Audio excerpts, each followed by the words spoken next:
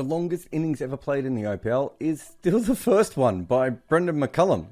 All those years back, and yet no one has ever faced more than 73 legal deliveries in the IPL. But the second longest one is Virat Kohli, and he played that just the other day. There have been 439 innings of more than 50 balls in total, and only 11 players have done it more than 10 times. Of those, you could see that KRL has the most, and not too far away is Virat Kohli. You also have Shikhar Dhawan and David Warner. But all of these players here, what these long innings do, and the fact that these guys play a lot of them, is actually shows us the way that players score long innings in the IPL. Because let's be honest, Ajinkya Rahane is not a lot like Chris Gayle. If you need a VPN, go Nord. Use nordvpn.com/Kimber to get a 2-year contract with a discount, plus 4 extra months, plus gifts in some markets. It's completely risk-free with Nord's 30-day money-back guarantee. The link is in the show notes. Protect your computer like a blocker protects the stumps with NordVPN today.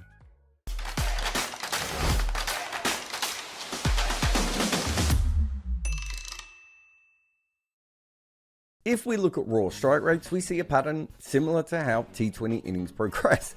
Players start slow and they have a little bit of a pause, and then eventually they start scoring really quickly. But the most interesting thing that we could see here is not a single one of these players is what we would call a traditionally fast starter. In fact, the fastest one is Josh Buttler, and after 5 balls, his strike rate is 112. That's not particularly quick by T20 standards. So what this bit down here actually tells us is that if you want to play a lot of long innings, you actually do need to get set. There is nothing surprising about what I have just said. The other pattern we can see here is that it almost exactly mimics how a T20 innings goes. You start slow and then you get a little bit quicker, then there's a bit of a pause in the middle and you kick on at the end. That's how T20 goes. But remember, all these players come in at different times during the game. Some of them don't really bat all that much in the power play. Some of them don't bat all that much at the end. So this doesn't really tell us all that much. And so we have to go away from normal strike rate. What we are using is true strike rate, which is comparing a player's mark on each ball to what everyone else scores from the same deliveries. And then to make it a little bit easier, we look at the first 5 balls all together and then the next 5 balls and so on and so on. And I can understand if you're looking at this at the moment and it's a bit of a mess. I mean, it kind of is. It looks more like a child's painting.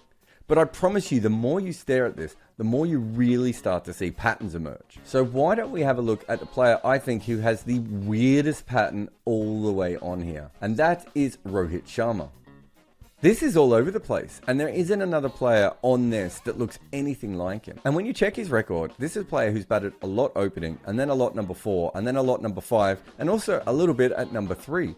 And so I think this is what it looks like when you have multiple different roles, rather than just 1 or 2 key ones. But within all that madness, this still tells us when he is scoring faster than everyone else and when he's scoring slower. And the first thing to note here is this 0, because this is really important. This is a neutral true strike rate. And you can see that Rohit Sharma starts a lot slower than that. Even after facing 20 balls, he is scoring slower than average, although he is starting to get close to that neutral mark. And what's interesting is straight after then, he actually does start to score a lot quicker, and he stays above the mark for ages until, I don't even know what's going on here, but he has like a 45 ball slump, which is probably noise, I would say, more than anything that we need to worry about. And then right at the end, he kicks on. So unless he's just slowing down, waiting for the last couple of overs to hit at the death, I don't really understand this. But you can see he's above neutral for quite a bit of his innings, but it takes him a long time to get there. And it's worth pointing out that with everything that you can see here, this is not the Rohit Sharma this year. This is over his entire career. And the Rohit Sharma this year is obviously going to be scoring a lot quicker up the front, because that's his new thing, intent. But what about if we move on from him and we look at some of the other great overseas openers? This is a lot more interesting. For one thing, you can see the neutral mark has moved all the way down here now, because these are guys who do score very, very fast, pretty much all the way through the innings. Well, not all the way through the innings, because Chris Gayle starts at -8 in the first 5 balls. He's one of the slowest starters in cricket and always has been. And this is our true strike rate. If you want to know his normal strike rate for this period, it's 91. And you probably never thought you were going to hear of Chris Gayle having a strike rate of 91 in any period of a game. But you can see from here, Gayle rises really quickly, and then eventually he overtakes the other two and goes on to be great and it's only just at the end when he dips down a little bit and Josh Buttler goes back past him. In fact, if we take David Warner out for a minute, you can see how different these two patterns are. I mean, Buttler is way different. He really is a fast starter, touching levels that Gale doesn't, and then slows down quite a bit before kicking on again right at the end. These are incredibly different methods, and it isn't until the 25 ball mark that Buttler is scoring slower than Gale. So if you think about it this way, when it comes to short innings where these guys are only facing 10, 15, 20 balls, Gale is giving you absolutely nothing, but Buttler is still giving you a little bit of value. So it shows you how different they are.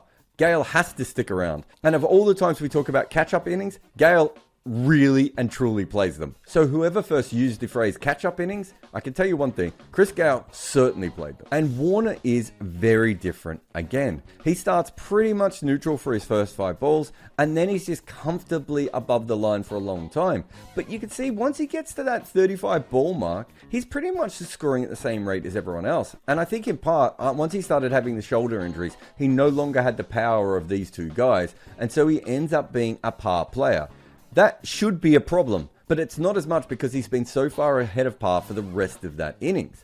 But it does mean, and we've probably all seen those innings, where Warner starts to bat on and he can't kick on to that level that we see from Buttler and Gale. So this is the international guys. How about if we look at the best Indian openers as well? I think this is really interesting because instantly you can see that their lines are a lot lower. But let's take the international guys out so we can get a better look of what's going on here. Because this is the first pattern I noticed.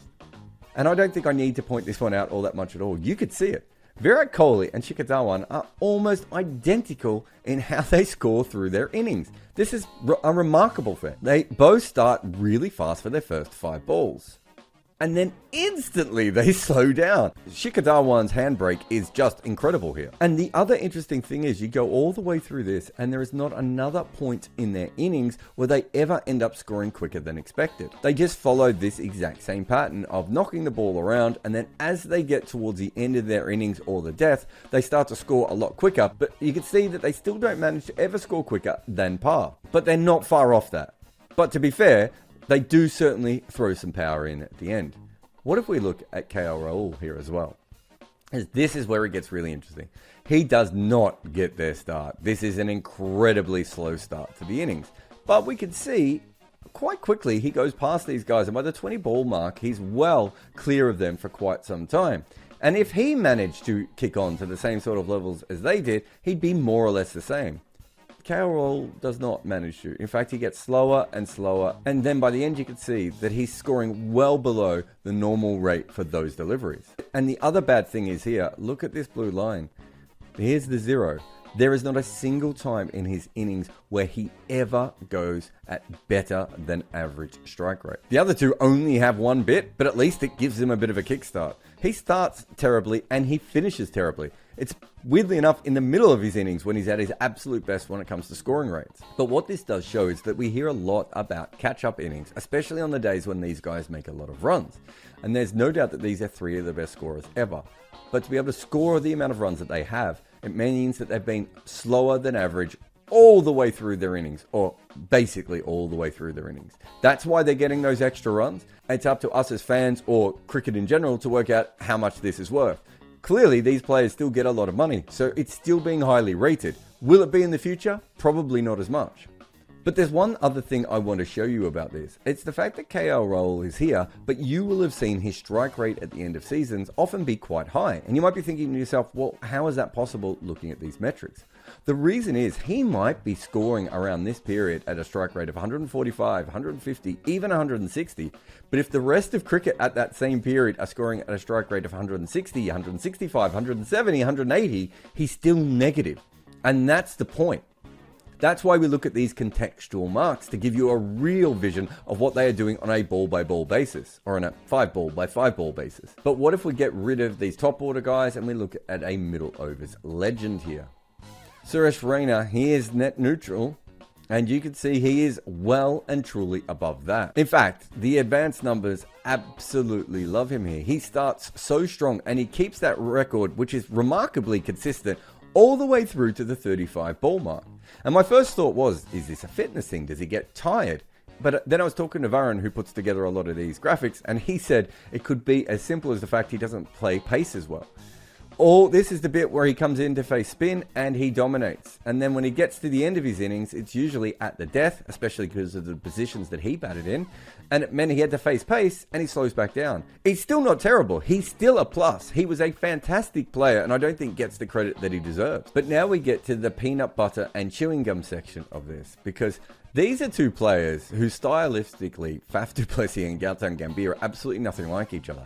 But obviously they're both openers, and you can see for a good deal of their innings, they score really, really similar. Gautam Gambhir was another one of these Indian openers who really stole boundaries early on and then instantly went back into the negative. You can see though, from the 20 ball to 25 ball, he's briefly positive, or at least around neutral for that bit, and then he drops off. And we know he didn't have a lot of power, so when he was in for a long time, he could actually be quite a negative just because he couldn't clear the ropes at the end. And Faf doesn't score particularly quick at the start, but then he goes on to be quite a plus for a long time. But the longer his innings go on, he ends up being a slight negative as well. And I'll be honest, I didn't expect that, especially for someone who plays pace so well, and you would assume around this period it would be back on. But the thing that made me look at this is the fact that these two players who are so different have such similar arcs. And by different, what I mean is Gambhir is one of the few players who is actually quicker against spin than he is against pace, whereas Faf du Plessis is way quicker against pace than he is against spin. Both of these guys spend a lot of time playing on home pitches that actually help the spinners as well, and they would have also faced spin early on. So somehow they've ended up with quite similar patterns. And honestly, who would have had money on that? But the player who has the worst record on our graph has to be Ajinkya Rahane, because Gambhir doesn't have a particularly good one, but you can see how bad Rahane is. He does not start particularly quick. He's not devastatingly slow, but he's below neutral. In fact, he's below neutral all the way through. But it's really the fact that after the first 15 balls, he's dreadful. It is incredible how slow a scorer Ajinkya Rahane has been. And there's no surprises here. Most people would expect this. I mean, I made a joke at the start about comparing him to Chris Gayle, but they are slightly different kinds of cricketers when you have a look at this and when you use your eyes when they're batting. But we expect Rahane to be bad because outside of about 3 years in the IPL, he's never had plus seasons. But one of them was last year. And I do wonder if they said to him something as simple as, you actually score really quick in the first 15 balls. Why don't you just go for that as hard as possible? And the reason he slows down is because he's another player who really slows down against spin. And he doesn't have the same kind of intent as a player like Faf du Plessis, who will still try and put pressure back on you. But I do love the idea that some coach or analyst said to him last year, look, you're really good for 15 balls. Just try and bat as quickly as possible and we'll just take those 15 balls. Because honestly, if you look at this, you would have to say, once he faces more than 15 balls, if you're on his side, you probably don't want him out there. But considering we just compared him to Chris Gayle, is that a little bit more fair if we put KL Rahul here? KL Rahul is going to go down as an incredible player in this IPL. And you can see that these are both negative players. Neither of them get above net neutral at any point. And KL Rahul's numbers now look a lot worse compared to... The big difference is the amount of runs that they managed to score and the fact that KL Rahul's overall strike rate looks pretty good because of the sheer weight of runs he's made, but more importantly, how often he has batted into the back half of the innings, and so his strike rate goes up. Rahane doesn't actually cross 50 balls all that often, so he doesn't get anywhere near the same amount of opportunities. So while KL Rahul might look as bad as Rahane, he might be batting under par, but he's doing it for far longer, which still gives you a positive impact. For most of Rahane's career, he has not. But let's finish with a slightly more fun one. If we take out KL Rahul and we take out Ajinkya Rahane and we have a look at Chris Gayle and Virat Kohli, these are two players that are thought of to be two of the greatest players in the IPL ever, right? And they were former teammates. But what I absolutely love about this is that they are not in any way like each other. And it's not that we would be surprised, again, but when you see something like this, you do realize the many different ways that players actually go about long innings. Yes, the one thing that is pretty standard for all of them is that slow start, but afterwards, they all bat different ways. There are some guys who like spin, so it looks like they have a bit of a bump in the middle. There are other guys who like pace. There are other guys who play with high intent and low intent at different points. Some people have power and can clear the ropes at the end, and some can't. And so that is why you end up with two of the most famous T20 players of all time with vastly different records. The truth is that a long innings in short cricket has a lot of different journeys. A lot of people complain that I'm not a former cricketer and so that I don't really know the game. Well, you know what they can't claim? That I don't know desks. I've been using desks for years. I'm a collector of desks, old and new, and I am sitting on a new one right now. I am the Don Bradman of sitting at desks. So when I tell you that the E7 Pro next generation height adjustable desk from FlexiSpot is legit, this is like Michael Jordan talking to you about sneakers. This desk holds 160 kilograms. It is as stable as anything I've ever seen, and it has under-desk cable management.